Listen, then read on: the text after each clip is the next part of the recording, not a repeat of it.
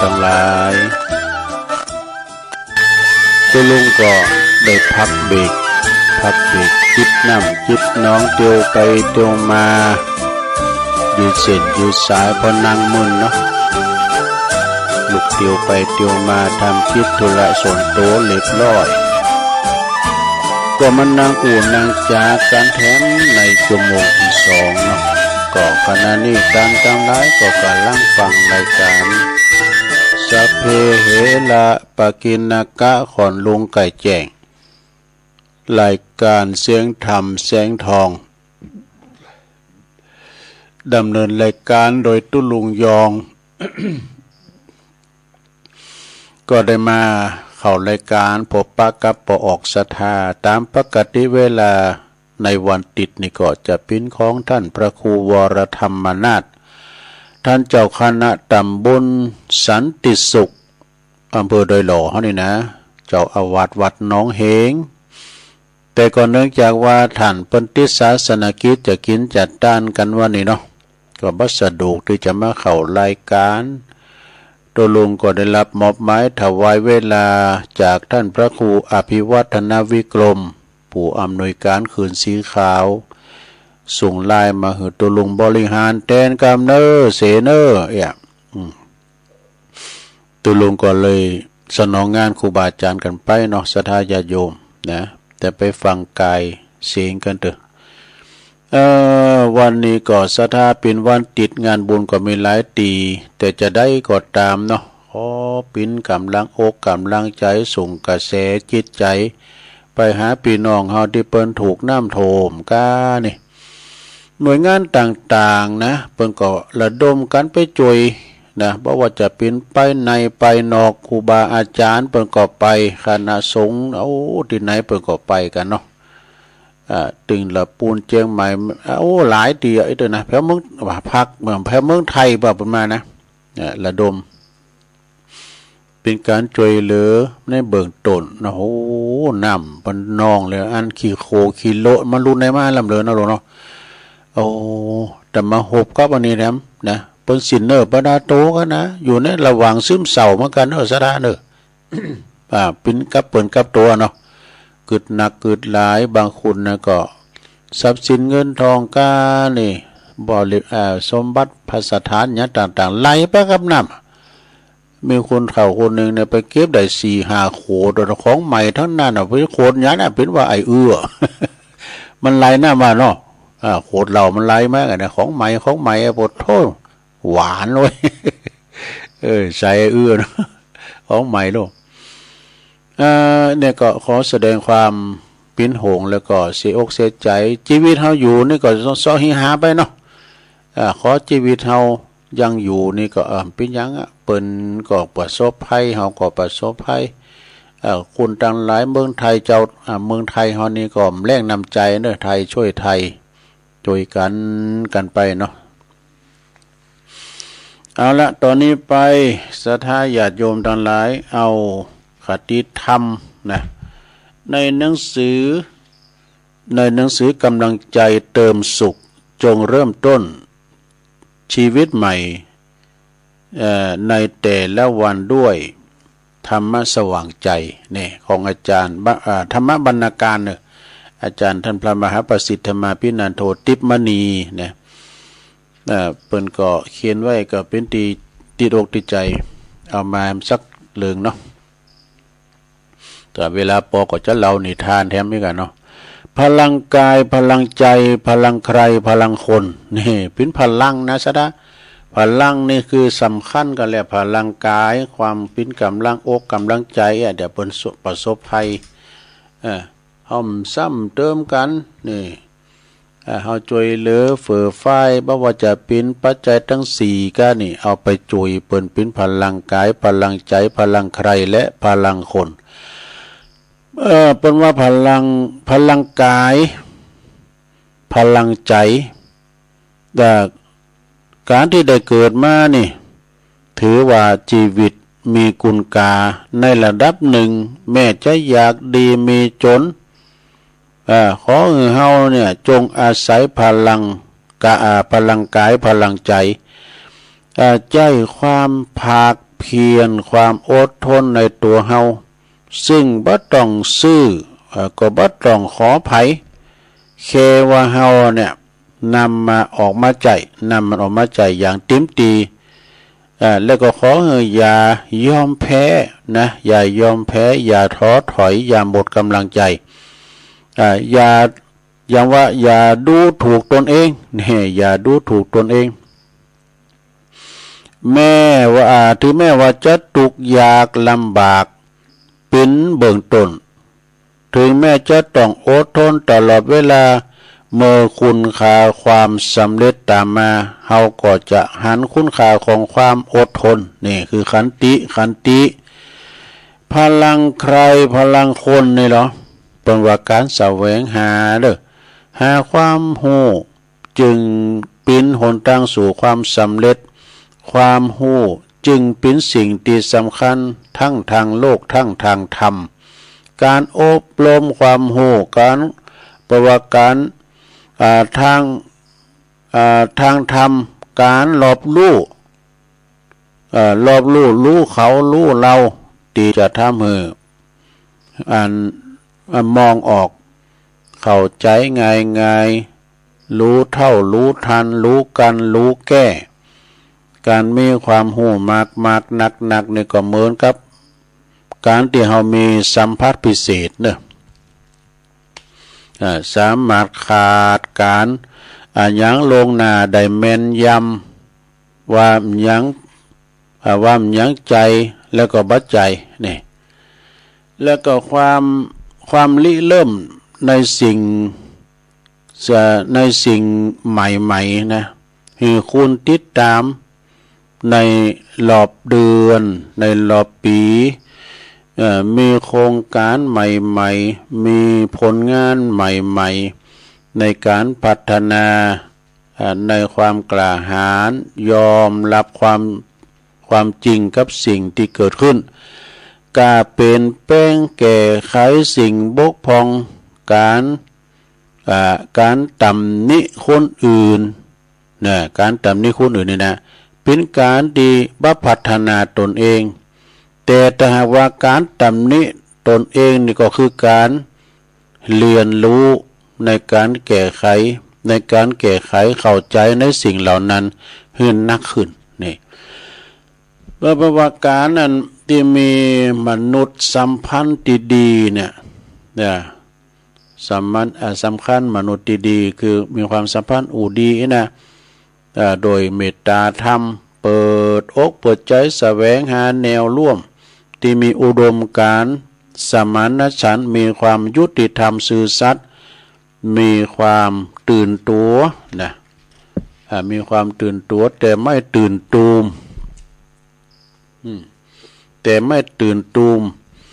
มีสติยิ้มเย็นหยุดมี3ย่อนะยิ้มเย็นหยุดยิ้มแล้วก็ยิ้มยอมรับโดยสติเย็นแล้วก็คือเย็นสงบนักแน่นอย่างมันคงบ่หวั่นไหวนะด้วยสมาธินะหยุดโดยปัญญาแก้ไขปัญหาพิจารณาโดยเหตุโดยผลบัดใจอารมณ์บัดใจบ่มีอคติหยุดโดยการปล่อยวางนี่สละแล้วก็ละแต่ปล่อยเนอะบ่ปล่อยทิ้งนี่มีในนาทีที่รับผิดชอบเต็มกำลังนะเต็มกำลังความสามารถสติปัญญาของตัวเองนี่อันนี้จบลงไปนะจ๊ะก็มีคำกรไว้หน่อยนะนักสู้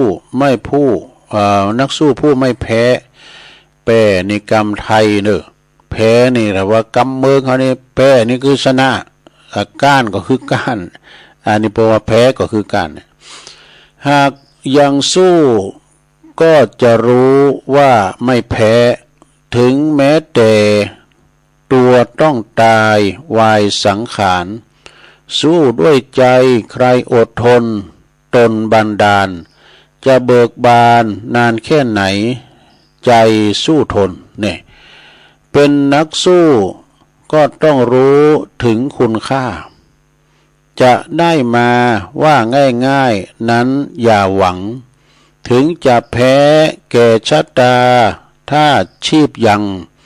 ไม่สิ้นหวังจะขออยู่สู้ต่อไปเนี่ยใครจะว่าใครจะด่าหาทางสู้ให้โลกรู้สู้ด้วยธรรมอหิงสาจะอดทนคนต้องสู้ด้วยศรัทธาถึงเวลาชัยชนะละปล่อยวางจบสาระเข้าท่าเนอะอันนี้หนังสือนี่ก็เข้าท่าดีเป็นหนังสือที่มีคติธรรมมีคติธรรมตัวตุลุงก็ว่าจะเรานิทานว่าเดียวกันเนอะนิทานเรื่องผีเพศโอ้แต่ก็มันเตกดติ๊กไว้มันได้วาสกรรมโมขายเฮ็ดลุ่มไปทางอื่น เดี๋ยวก่อนพอก่อนเนาะเวลาเรื่องหลายเนี่ยเนาะเดี๋ยวก่อนติ๊กวันนี้แล้วอีน่ะอันนี้เนี่ยมาเจอแล้วก็อันนี้ปัญหาของพระภิกษุทั้งหลายเกี่ยวกับพราหมณ์ชราสองโพเมนี่พราหมณ์ชราสองโพเมนี่เป็นจะใดลองฟังผ่อนเด้อก็คือพระพุทธเจ้าเพิ่นเสด็จไปปิณฑบาตที่เมืองสาเกตนะมีพราหมณ์แก่ผู้หนึ่งนะออกจากเมืองมาปะตีระหว่างประตูเมืองนี่จึงเข้าไปหาพระพุทธเจ้าและหมอบลงกำขอเท้าขอพระบาทเปิ้นทั้งสองของพระพุทธเจ้าไว้แล้วก็กราบทูลขึ้นว่าโอ้ลูกเอ๋ยว่าลูกเอ๋ยธรรมดาลูกนี่ก็ควรที่จะได้เด้งดูพ่อแม่ยามเมื่อเฒ่าเมื่อแก่กะนะลูกเอ๋ยจะเป็นละพ่อละแม่ยามเมื่อเฒ่าเมื่อแก่แล้วนะหมอบแล้วก็กำคอพระบาทของพระพุทธเจ้าห้ามให้อยู่อย่างนั้นนะแล้วเมื่อใดลูกจึงหายไปนานหนักหายไปมุนล่ำเลอวะนะมาจุงไปหามารดาของเจ้าแล้วก็กราบทูลนิมนต์พระพุทธเจ้าไปฏิเลินแห่งตนกับพระภิกษุสงฆ์ทั้งหลายนะ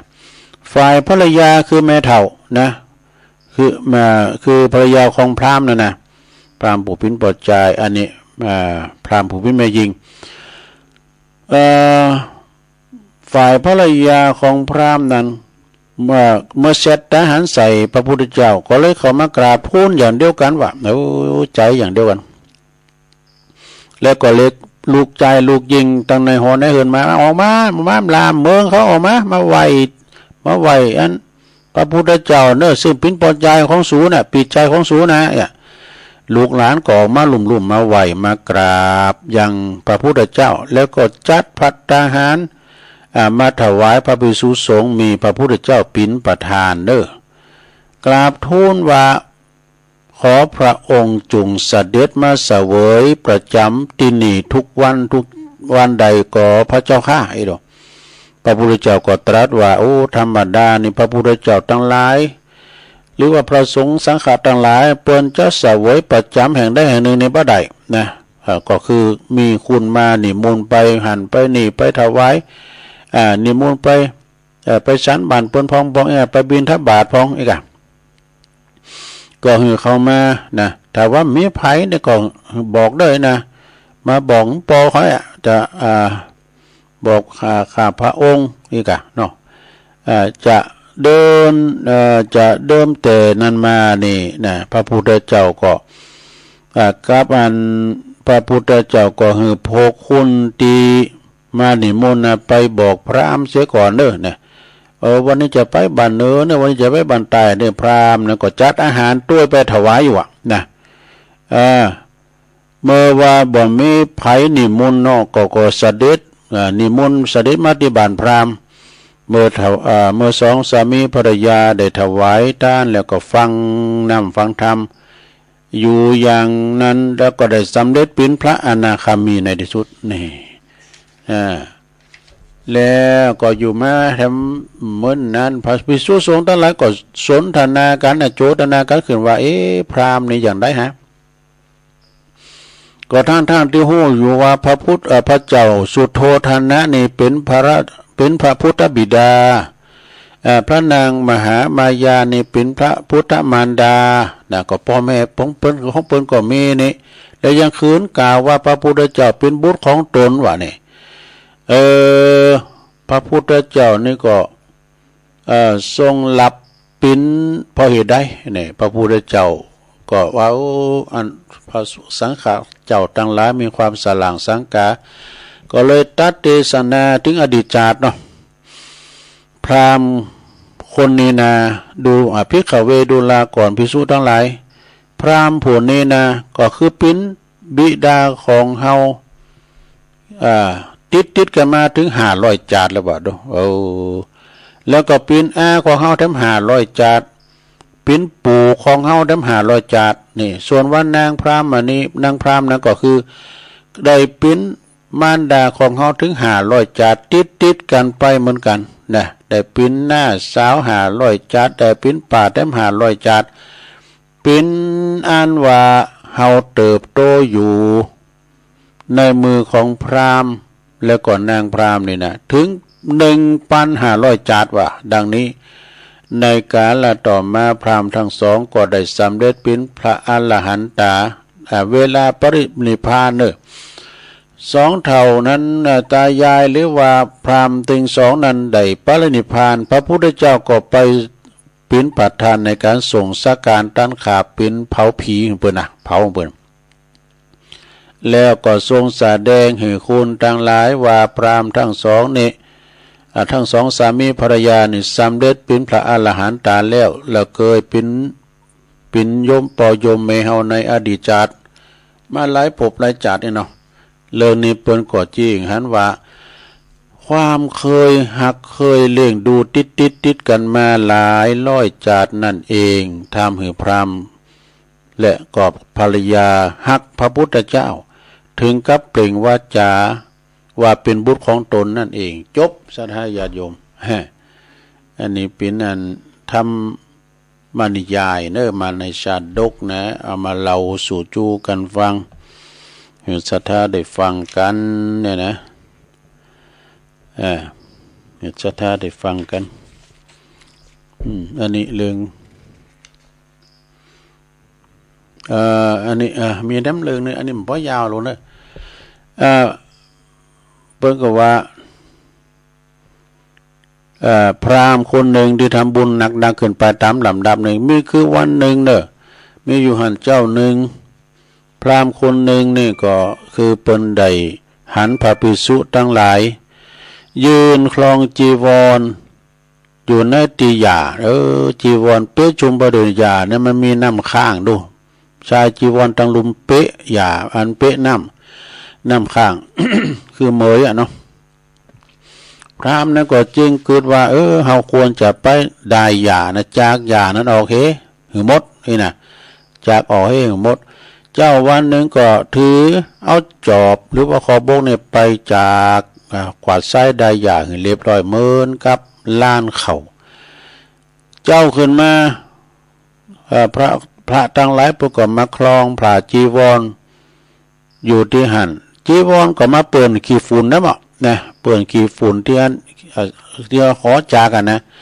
พราหมณ์ก็จึงคิดว่าเฮาควรจะคุณทรายเนาะเอาทรายมาเทบ่คือมันมีขี้ฝุ่นนี่กะแล้วก็ไปคุณทรายมาเทไว้ที่หันนะอยู่มาวันหนึ่งพราหมณ์ก็ได้หันพระยืนครองจีวรตากแดดอยู่ที่หันที่หันก็ขึ้นแดดนั่นเองจึงได้คิดว่าเฮาจะเพ่งประลำมุงไปโดยตองใบไม้มุงโดยใบไม้แล้วก็เจ้าวันหนึ่งก็ขึ้นมีฝุ่นตกมาแท้หมอหันฝุ่นตกจีวรก็เปะหมดจีวรก็เปะหมดพราหมณ์ก็ถึงคิดว่าเฮาสมควรที่จะสั่งศาลาที่พักดีจ้ะนี่นะแล้วก็จะได้จะร้องพระจะร้องสั่งศาลาเฮาได้จะร้องจะเล่งพระแล้วก็เล่งพระแล้วเฮาก็จะได้ทูลเราเลิงนะที่ตนกระทำถวายแก่พระพุทธเจ้าพ ระพุทธเจ้าก็ตรัสว่านี่ในพราหมณ์เอ้ยธรรมดาบัณฑิตผู้ทำกุศลทีละน้อยทีละน้อยนี่นะยอมกำจัดมลมลทินคืออกุศลของตนไปได้ลำดับหนึ่งนะเหมือนกับชังทองหลอมหล่อทองเป็นวันไหลขี่ทองออกทีละน้อยทีละน้อยจนเป็นทองบริสุทธิ์ได้นะแล้วก็ทำเครื่องประดับไว้ได้ต่างๆฉะนั้นเมื่อจบกรรมนี้ลงไปพราหมณ์ผู้นั้นก็ได้ตั้งอยู่ในโสดาปัตติผลเรื่องนี้ก็เป็นตัวอย่างแห่งการแห่งอันดีแห่งการกระทำการกุศลจบลงไปซะละบ่ยาวกันเนาะได้ถึงทำพิเพศกรรมเอาไว้ตัวหนาเนาะทำพิเพศมันมีหลายลิมมันก็น่าสะได้ญาติโยมทั้งหลายเอามานำเสนอเราสู่จูกันฟัง แล้วตอนนี้ไปตัวลุงก็จะเราจะได้ประกาศข่าวสารงานบุญครูบาอาจารย์กันเด้อศรัทธาวันนี้ก็มีงานบุญหลายตีนะศรัทธาญาติโยมนะวันนี้ก็มีงานบุญหลายตีอยู่โดยเฉพาะกับวันนี้ก็เป็นวันติดตี22ก็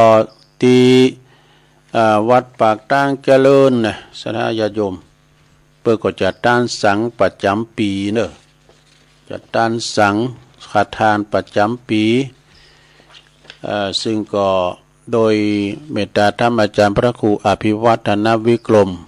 พร้อมด้วยคณะศรัทธาวัดปากตั้งเจริญเปิดก่อนนิมนต์โหวัดหลายอยู่ศรัทธาญาติโยมวันติด22วันนี้เนี่ยก็เวลา9:09 นาฬิกาเป็นต้นไปเนอะก็ไผอยู่ละแวกไก่เคียงก็ดีก็ไปกินแปะตานโดยกันเนอะที่วัดปากตั้งเจริญปุจจตานวันนี้แล้วนะตานสังฆทานแล้วก็ที่วัดมณฑาวัดเหล่ามณฑาทิพย์เลยเนอะวัดเหล่ามณฑาทิพย์เพิ่งก็จะต้านวันนี้ตานสังเหมือนกันเวลา9:30ว่ะก็ขอเจอเนอะพี่น้องละแวกไก่เคียงวัดเหล่ามณฑาทิพย์นี่เป็นแป้งกำแป้งเนอะสถาแป้งตูสิงหลายอย่างก็พัฒนาโดยต่อเนื่องนะโดยเมตตาบารมีธรรมพระอาจารย์ดำรงกิติปัญโยนะพร้อมด้วยคณะศรัทธาก็ไปก็แป้งวัดใหม่กันนะวัดเหล่ามณฑาทิพย์ก็วันนี้เด้อ22เวลา9:30เป็นต้นไปทำงานหนึ่งก็ศรัทธาญาติโยมวัดฟ้าหลังวัดฟ้าหลังก็คือวัดของหลวงปู่ครูบาอินโทนะในเมตตาธรรมอาจารย์พระครูปิยกิจปรีชาศิษย์กตัญญูที่ปรึกษาเจ้าคณะตำบลดอยหล่อเขต2เนาะเจ้าวาดวัดฟ้าหลังก็เพิ่งจะมีงานในวันที่26เนาะตานสังฆทานนะวันที่26กันยายนก็เวลา9:00เป็นต้นไป9:00ก็ทำพิธีก็ไปกินพระทานกันเนอะละไว้ไก่เคียงเนาะสันหินฟ้าหลังนะไก่หิมกันก็ไปกันได้นะงานต่อไปนี่ศรัทธาญาติโยมทั้งหลายวันที่28นี่ก็เปิ้นจะทำบุญถวายสังฆทานประจำปีณที่วัดมงคลเวรุวันนะฮะบ้านปังกอตันเปิ้นจะมีวันที่28เนอะเวลา9:00เหมือนกันในเมตตาบารมีธรรมอาจารย์ท่านพระอธิการเกษมศรัทธาธิโกพร้อมด้วยคณะศรัทธาแม่กำนันเขาเนาะบ้านปังกอตันนะต่อจากหันก็วันที่29กันยาเนาะก็ถวายสังฆทานประจำปีณที่วัดหลังถ้ำวัดหลังถ้ำอยู่ในเขตตำบลสองแควอำเภอดอยหล่อเขาเนี่ยในเมตตาธรรมพระอธิการท่านพระอธิการนรินทร์โรจโนพร้อมด้วยคณะศรัทธาเด้อวันที่29กันยา30กันยาก็ที่วัดสันขยอมเด้อตำบลดอยหล่ออำเภอดอยหล่อเพิ่นจะทำบุญถวายสังฆทานประจำปีที่วัดสันขยอมบ้านหอยทาง30กันยาเนาะเวลา9:00ก็ไปกินแปะตานกันแล้วก็วันที่28กันยาก็จะมีงานบุญตานเข่าสลักพัฒทหารที่วัดป่าต้องคันธารามเด้อ วัดป่าต้องคันธารามก็ตั้งอยู่ตำบลท่าตุ้มอำเภอป่าซางในเมตตาบารมีธรรมอาจารย์ท่านพระครูสุคนทศิลวิมลเจ้าคณะตำบลตาตุมเจ้าอาวาสวัดป่าต้องคันธารามนะวัดป่าต้องอยู่กลางชุมชนเวลามีการไม่งานในปุตตู้ติ๋มเพื่อเดือคู่คนเนอะติ๋มวัดติ๋มว่านะ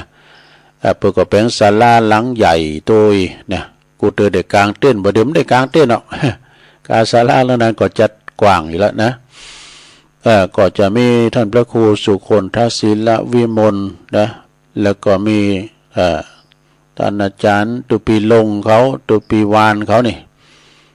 ท่านนายกเดชาทองเพ็ญก็อยู่ไกลขนาดปลงน้อยเขาตัวลุงก็จะได้ไปเนอะปนิมนต์อยู่นะปนปูจ้าอยู่ วันที่28แล้วก็วันที่22วันนี่ปักตั้งเจริญปากล่องโดยในวันนี้นะพลังเงียบพระครูธีรกิจจาธิคุณแล้วก็ท่านรองทรงศักดิ์ปัญญาวัชิโรวัดปากล่องนี่ประจำมีวันนี้เมื่อกันตำบุญนำดิบอำเภอป่าซางเป็นจัดต้านสังฆทานในวันนี้วันที่22กันยายนนะก็ไปปะไปปบไปกินไปทานด้วยกันตำบุญนำดิบนี่นะแล้วก็ตั้งปอาจารย์มรรคนายกพลังเงียบนะปหลงอินคำชมพูพลอยตั้งศรัทธาปักล่องเนาะหิมปิงแล้วก็ทำงานหนึ่งนี่ศรัทธาญาติโยมทั้งหลายมีทำงานหนึ่งมันก็ไม่ได้เลงเนาะจะได้อันนี้ก็งานเศร้าเก่ากันยาก็สลักพัฒหารสลักหลวงตีวัดพระพุทธบาทตากผ้าตำบลมะกอกอำเภอป่าซางก็พุทโธตูเจ้าพานายในปิ้น400-500ปุณณสดาก็ไปกินไปต่างกันพระจะไปหับปิ้นเจ้าภาพสังปิ้นเจ้าภาพขันเข่าขันละ50 บาท2ขัน100ถ้ามิสังปูจ้าปุ่นใดตุนสลากสินสลากก็ไปเอาวัดพระบาทตากผ้าวันที่เศร้าเก่ากันยายนนะท่านเจ้าคุณประเดชพระคุณพระภาวนาสังฆตั้งปลายพวกนี้อาจารย์มหาอำนาจนี่พวกปนมาต้องมาเป็นเนนตุยก่อนนะเป็นพิบัติทานสัมมาเนนก่อนนะดูประเดชแต่ตามาจนได้ปิ้นเจ้าอาวาสปิ้นเจ้าคุณกันนะลูกหลานหนอนเจอใครพี่น้องปงตำบนนะมึงฝางว่ะปงตำนี่ใช้ประการกันเนาะเนี่ยศรัทธาญาโยมไปกินไปทานกันเศร้าเก่ากันยาที่วัดพระพุทธบาทตากผ้า28กันยาก็ที่วัดป่ารกฟ้าเนาะนี่ก็งานสลากเหมือนกันนะได้เมตตาธรรมท่านพระครูสุนทรปัญญารัตน์เจ้าคณะตำบลหนองโยงเจ้าวัดป่ารกฟ้าครูบาอาจารย์ของตุลุงทำตัวหนึ่งนะ28กันยาที่วัดป่ารกฟ้าสลากพัดแล้วก็วันที่25ธรรมสัญจรที่บ้านดอนวัดดอนชัยป่าเดชแม่นนฝากประกาศมาโดยวันที่25พุ่มฮื้อเนี่ยกันนะธรรมสัญจรแต่เตียนวัดประทัดโดยน้อยเอาให้ข้ามกับวากาทั้งเปิดเนี่ยทั้งตัวว่าในตัววันที่18ตุลาเพิ่นจะมีการทำบุญตักบาตรเทโวโลหะนะที่เชิงบันไดหน้าของวัดประทัดโดยน้อยโดยเมตตาบารมีธรรมหลวงพ่อพระครูสาธุกิจจันนันท์เจ้าคณะอำเภอโดยหล่อเจ้าวัดพระธาตุเจ้าโดยน้อยนะเพิ่นนิมนต์ตุเจ้าถึง108ตุนกันนะแต่เพิ่นมาคมเสียงเพราะว่าเดี๋ยวนี้เพิ่นแผ่พายขยายก็ขอเชิญศรัทธาญาติโยมมาลมกินลมทานลมตักบาตรเทโวโลหะนะประจำปีวันที่18เนาะ17นั่นก็วันศีล18ก็วันแหมค่ำก็วันอำเจ้านั่นก็มาฝนดื่มตกมันตกล่ำตกเลยไปละ พี่น้องคุณมันไกลนะปุถะแผ่วปูนาพี่น้องตังเหล่ายาวกะหยันตะปุนาก็มาหมดเวงน้องหลงกะบานหงจอมตองก็เจิญมากันนะตังป่าสร้างหลายปิงนะถ้าวัดตุเจ้าพระเนรเปิ้นหลายก็เอารถปิกอัพมาใส่โคมากินมาตานกันเนาะศรัทธาเชิงบันไดนาควัดพระธาตุดอยน้อยวันที่18นะ18ตุลาคมที่เชิงบันไดนาคเนาะแล้วก็มีหลายตีโดยเตียนวัดธรรมวิมลธรรมกลาม ปุณะหนองสมณะบุญนะเลบหนองสมณะเปิดก็มีการทำบุญตักบาตรเทโวเหมือนกันเด้อที่วัดธรรมวิมลธรรมวิมลมังคลารามบุญนะที่ตุปีอนุสิทธิ์ครับบุญนะสำนักสงฆ์ม่อนปูอินก้านี่เปิดก็มีอยู่คณะสงฆ์ตำบลยางครามวัดพระตาเจ้าสลีจอมตองก้าวัดพระพุทธบาทตากผ้าก้าในตักบาตรเทโวมีอยู่นะอันนี้ก็เราเรื่องถึงว่าพระพุทธเจ้าหลังจากที่เปิ้นได้ตรัสรู้เป็นพระสัมมาสัมพุทธเจ้าในพรรษาที่7ก็เสด็จไปที่ปุ้นที่เมืองสวรรค์จันตาวติงสาไปแสดงธรรมประเทศพระอภิธรรมเมเปิ้นนะแล้วก็ถึงวันนั้นออกพรรษาแล้วเสด็จลงมาเนาะจากนครสวรรค์ว่าบ้านนครสวรรค์จะขึ้นตัวเขาก็สลับไปบนจากเมืองสวรรค์จันตาวติงสามาสู่เมืองสังกสนครแล้วเปิ้นก็เลยใส่บาตรกันเนาะนี่ข่าวแล้วก็ศรัทธาญาติโยมตัวลุงจะเปิดมือถือก็ตักกันตั้งลายแล้วก็เปิดสายหน้าไม้ศรัทธาก็แจ้งผลการรับฟังมาเนาะวันนี้วันติดบึดก็มาฟังเมื่อคืนก็ฟังคณะสงฆ์เนาะอุจจาภาษาธรรมอันประกอบไปด้วยท่านพระอาจารย์วรรณชัยชยานันโทเสียงธรรมจากบนดอยนะแล้วก็เพิ่นจะมีอันนี้ตัวเนอะวันที่10พฤศจิกายนนะเพิ่นจะมีตอดกฐินที่วัดพุทธศรีคีรีเนอะ10พฤศจิกายนก็มีหลายตีนะวัดน้องเฮงด้วยกันเนาะพระครูวรธรรมนาถนะวัดพระธาตุดอยขุมเงินเมืองลีด้วยแล้วก็ที่วัดสันเมืองพระอาจารย์เน้นหลักโดยโรมีหลายตี10พฤศจิกานะก็ไปกินไปทานรวมกันเนาะที่เปิ้นมีกฐินก็ยินดีก็เปิ้นโดยแต่ไปตั้งเป้าไว้นักเด้อเศรษฐกิจอย่างนี้นะขอมันลดแสนก็ดีแล้ว ตามอัตภาพกันไปเนาะเพราะว่าอย่างนี้น้ำท่วมน้ำนองโอ้ยเป็นตาอินดูพี่น้องตั้งภาคเหนือตอนบุญแผ่ขยายไปถึงตอนกลางหมดแล้วนะก็ขอความนี่ก็ป้อนหลายเนาะศรัทธาเนาะแม่ทองคำพรหมมินจากปูนเม็ดแดงแล้วขอความกำลังเขาแล้วก็มียายเล็กในยายเล็กเนี่ยกับไวสาตุลุงฟังอยู่เจ้าและพี่น้องตั้งปุ่นบกก้างสันกำแพงแม่ครูธัญญาจากกศนที่การศึกษานอกโรงเรียนเนาะโอ้ปอเล่งนันลงนะปอเล่งนันลงกิตติวงศ์ทำมาสุดยอดครับอีกาได้นำใจพงกันเนาะ ตามตัวอีเน็ตนะแกนะเนาะอันปอเล่งอยู่เส้นตุนมือเพราะนั้นนะปอเล่งนันลงนะอื่นประดังปนานพัดเขาด้วยเนอะนะปบุญศรีย่านนะเขาก้าเนี่ยปอเล่งหงยนต์เขาแม่ฟองห้องศิษย์เขานี่แม่ขันเกี่ยวเขาปอนนั้นพรหมพิริยะสันสายครองน้อยและอันนี้แม่แดงอัมพรจากเต็นดอกไม้จอมตองโดยฟังอยู่เจ้าและอันนี้ก็บ้านดอยน้อยพัฒนาหนองหานสันทรายฟังอยู่อันนี้บุญส่งจากลำปางไหวสานะครับเนอะแม่สิรินทิพย์บุญเลิศก็ฟังจากออนไลน์กทม.แม่สุทัศน์ดีมูลฟังจากแสนพรมทุ่งปีไม่ว่างบนเด้ออันนี้ก็โยมยุพินหอมอาลาปีน้อยฟังจากบ้านแม่หยวกฟัง104ชัดเจนดีเนาะท่านเจ้าอธิการวิชาสุจินโนเปิ้นเป็นพระครูตุลุงลืมราชทินานามเปิ้นจดไว้แต่ๆนะเปิ้นเป็นพระครูกันเด้อตุปิชานะเจ้าคณะตำบลโมงน้อยเจ้าวัดป่าตาลนะอำเภอป่าสร้างเอิ้นบ่ดังพระครูสุทัศน์กันทวังด้วยเนาะพระครูเฮาพระครูประจานเฮาเนาะแล้วก็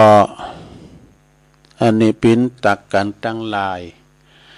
เอามีมบ่หลายเฮ้ยตักกันละตั้งลายก็จบสิ้นไปตอนนี้ไปตุลุงก็จะเช็คคืนเช็คสายเปิดสายให้สถาได้โทรก็เข้ามาฟังกันพองกากับวัดตุลุงว่าคนเดียวก็ลองตักกันมาตั้งโทรก็เข้ามาที่เบอร์0899556506ในวันที่10ตุลานี่ก็โครงการธรรมสัญจรพรรษาสัมพันธ์ถึงคณะสงฆ์ถึงอำเภอดอยหล่อนี่นะเพิ่นจะไปจัดการตีวัดพรหมมงคลท่าล้อตีตุปีวันใหม่ก่อนเด้ออันนี้งานใหญ่นะจะมีแจกของด้วยมีรถถีบปิ้นตุกเจริญพรภาษาตรุงแม่บุพัดเจ้าฟังเจ้ามาแล้วเจ้าโอ้เมืองฟางมาแล้วไปแจ้งแม่มืดไปมืดแม่มืดไปชัดเจนนี่เนาะแม่เนาะตุยินดีเนอะวัดบาดมชัดเจนดีเนี่ยเจ้าวันนี้เนี่ยสาธุแม่โบพัดกุลันเพิ่นอยู่ปุ้นต้นสานให้เนาะเจริญพรภาษาตรุงในบ้านบันบอกตกนะเจ้าชัดเจนดีเนาะ0899556506อันนี้1174นี่เจริญพรเจริญพรอันนี้แม่จันสีเนาะเจ้าแม่จันสีเมืองฟางมาแล้วเจริญพรนะแม่เนอะสาธุสาธุ0899556506เจริญพรให้สาเจ้าตกลงไปฟังอยู่จากลำปางไม่น้อยฟังตั้งแต่ต้นรอบหนึ่งนะเจ้าลำปางก็มาแล้วยินดีแม่น้อยเด้อเจ้าสาธุเจ้า0899556506เจริญพรเจ้ากับพระสาเจ้าตุลุงวันนี้ก็มีบุญแต่วันเด้อตื่นขึ้นมาได้มีลมหายใจได้ฟังน้ำฟังธรรมกับตุลุงแม่สุเปียศิลปรสิทธิ์เตี้ยมโนงละปุณเด้อเจ้าเจนดีนะแม่เนาะเจ้าชัดเจนดีเจ้าตุลุงทางสายใต้นี่นะตุลุงเจ้าเพิ่นฟังกันเด้อทุกหลังคาเรือนเลยพระเจ้าชัดเจนเอิ้นบ่ตัง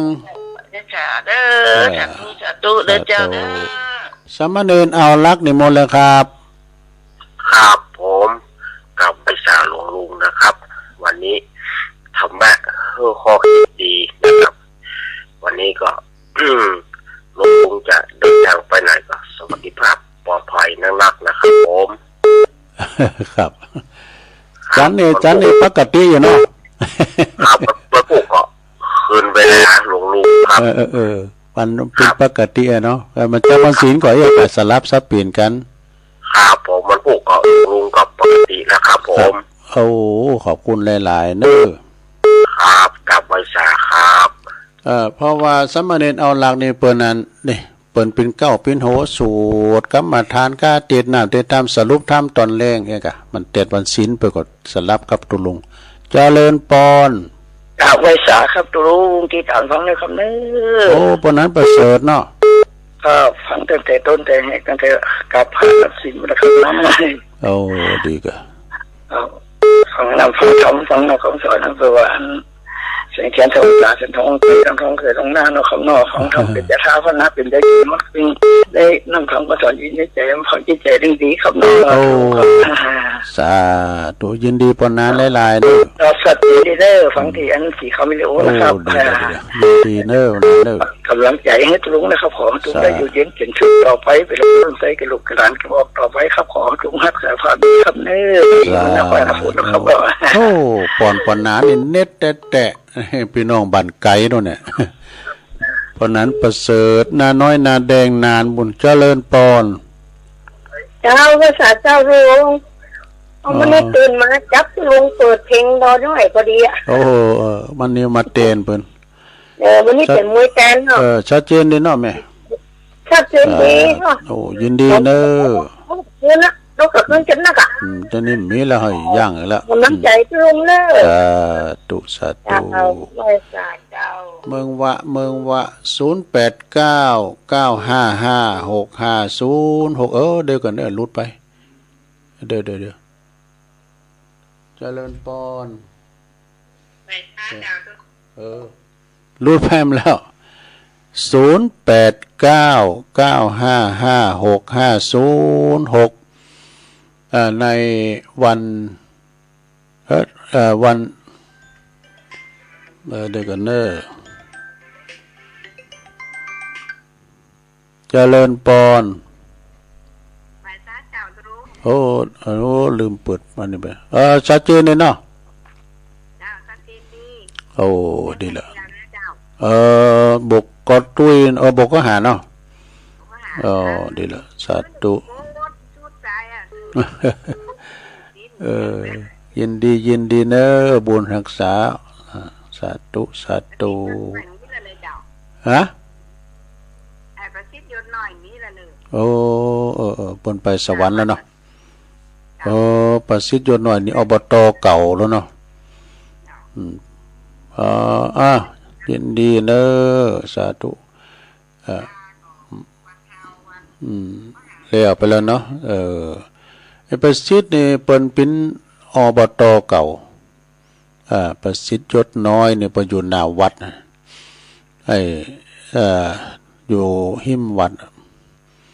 มาทำใดอยู่เนาะแฮมสักสาย2 สาย0899556506ก็วันที่28นั้นก็จะไปกินแปดตานที่วัดปังกดตานวัดอันมงคลเวลุวันพระอาจารย์เกษมศรัทธาธิโกก็คงจะไปฉันเพลแล้วไปพอตอนเจ้าแต่ไปกินสลากที่วัดป่าตองอยู่เนาะ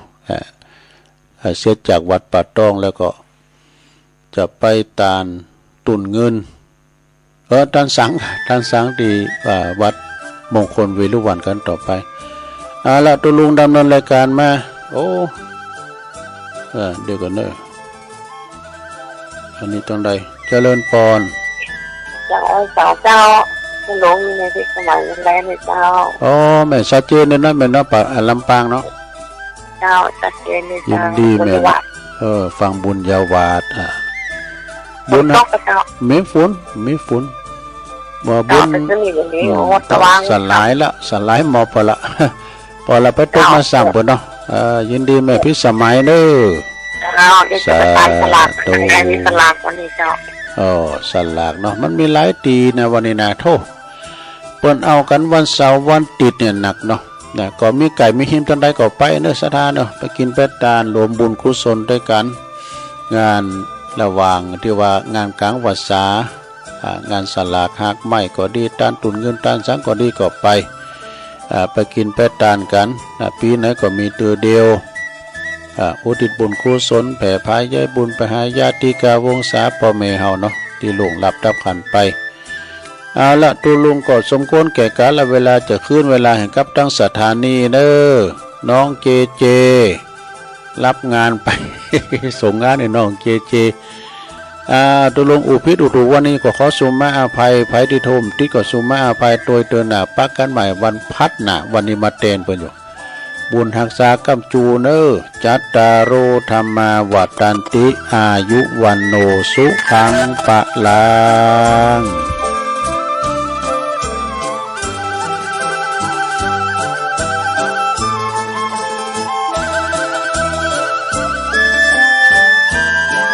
เวทว่าโอ้น่าสงสารนะคนเราไม่รู้จัก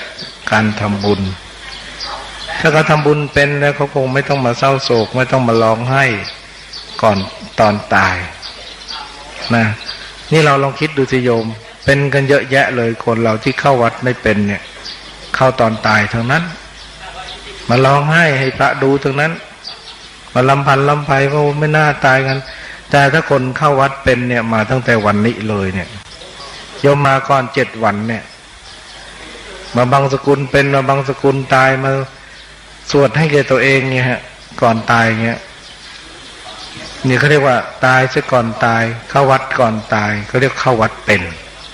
เข้าวัดเป็นเข้าวัดยังมีชีวิตอยู่แล้วไม่ต้องเศร้าโศกใช่ไหมมาวันนี้โยมโศกไหมโยมเศร้าไหมโยมดีใจใช่ไหมที่ได้มาเห็นคนทุกคนใจบุญวันนี้โยมไม่ได้เศร้าโศกเสียใจเลยถ้าโยมมาวัดอย่างนี้ไม่ต้องเศร้าโศกเสียใจเมื่อเราตายแล้วเราก็ไม่เศร้าโศกเสียใจนะทีนี้คนเราโดยมากเนี่ยที่พระพุทธเจ้าจะบอกว่าความทุกข์เนี่ยมันอยู่ที่เสียของรักนะความทุกข์นี่อยู่ที่เสียของรักความสุขเนี่ยคือได้ของรักมันได้ของรักแล้วดีอกดีใจเหมือนคนกินเหล้าเจอเหล้าแล้วดีอกดีใจคนเล่นกันพนันพอเล่นได้ดีอกดีใจคนหาปูหาปลาพอได้ตัวใหญ่ดีใจหรือคนเราเนี่ยเวลาโกรธแล้วด่าเข้าไปว่าเข้าไปแล้วดีใจอะไรเงี้ย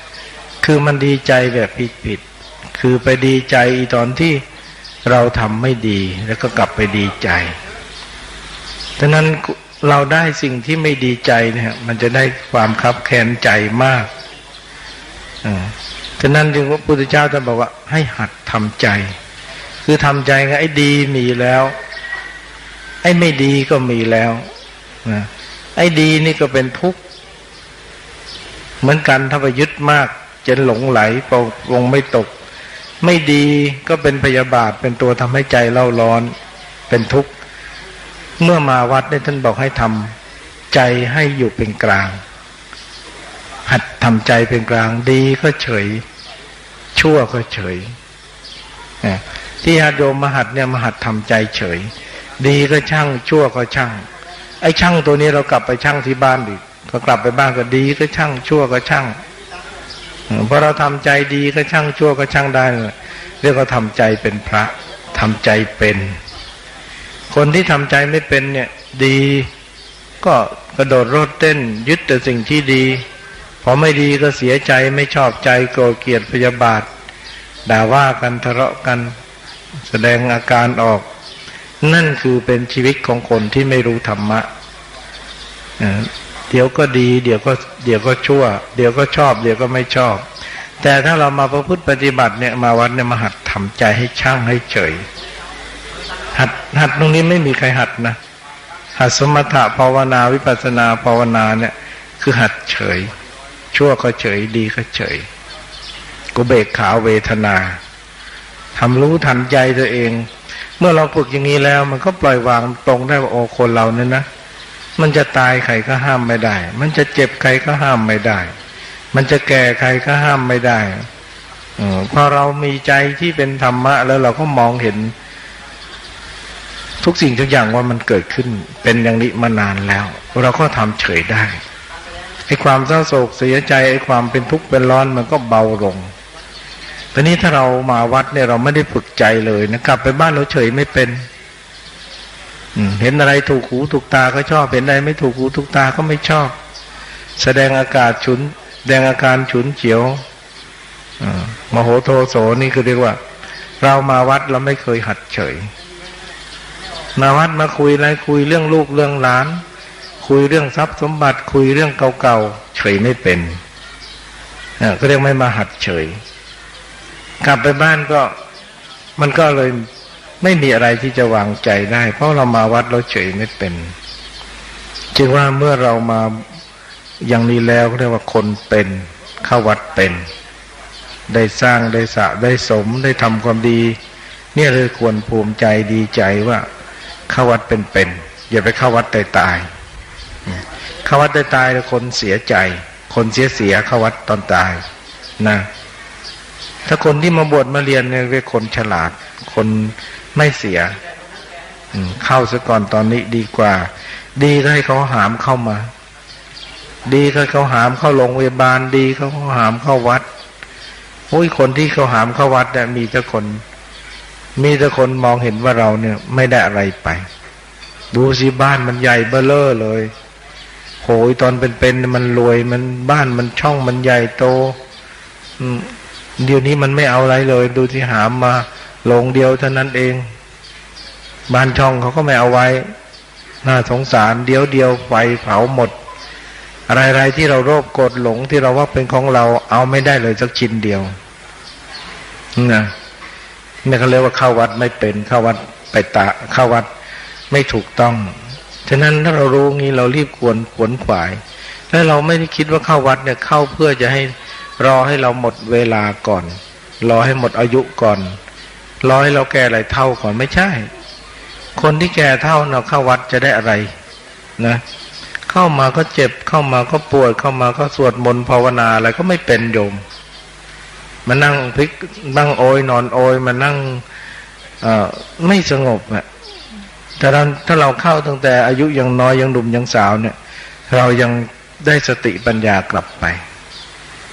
ท่านั้นจึงว่าต้องสะสมบารมีเนี่ยพุทธเจ้าจึงได้สอนให้พวกเราอายุน้อยๆเนี่ยสะสมกันไปเช่นอย่างพระสารีบุตรเนี่ยพระโมคคัลลาเนี่ยท่านก็ไม่ได้มาบวชเมื่อแก่ยังพระราหุลเนี่ยแค่8 ขวบเนี่ยพุทธเจ้าให้บวชสามเณรแล้วยกสมบัติให้แล้วบอกนี่ลูกอริยทรัพย์ภายในบางคนนี่ให้ลูกโตก่อนถึงจะเข้าวัดแต่พุทธเจ้านี่ลูกยังเล็กๆเลยยกสมบัติให้ลูกบวชแล้วไม่รอต้องให้ลูกโตถึงจะเข้าวัดพอลูกภรรยามเหสีคลอดวันนั้นพุทธเจ้าก็ออกบวชวันนั้นเนี่ยไม่รอเวลาแล้วเดี๋ยวความตายจะเข้ามาแทนพอลูกคลอดวันนั้นบวชเลยโยมแต่พวกเราไม่งั้นต้องให้ลูกมีฝั่งมีขวาก่อนถึงจะมาบวชพอจะได้บวชนี่เท่าไรโยมโอ้โหเราไม่ได้ตามพระพุทธเจ้าพระเจ้าท่านฉลาดใช่ไหมพอคลอดลูกปุ๊บท่านบวชเลยถ้าท่านถืนอยู่เดี๋ยวจะมีหลายคนว่าไงก็ต้องเลี้ยงหลานต่อไปอีกต้องห่วงหลานห่วงอะไรเพราะที่สุดบางคนรุ่นเราเขาเดียวกับเราไม่ได้บวชก็มีใช่ไหมไม่ได้บวชวันนี้เผาไปหมดแล้วก็มีฉะนั้นตามหลักพุทธศาสนาแต่ว่าแค่ลูกเกิดคนคิดได้แล้วว่าต่อไปนี้เราจะต้องเข้าหาทางพ้นทุกข์หาทางดับทุกข์สร้างกุศลบารมีนะอย่างญาติโยมได้มาวันนี้ก็ถือว่าเข้าวัดได้ดีแล้วก็พยายามสะสมไปไอ้ความปวดความเมื่อยเวทนาเนี่ยเป็นเรื่องของร่างกายโยม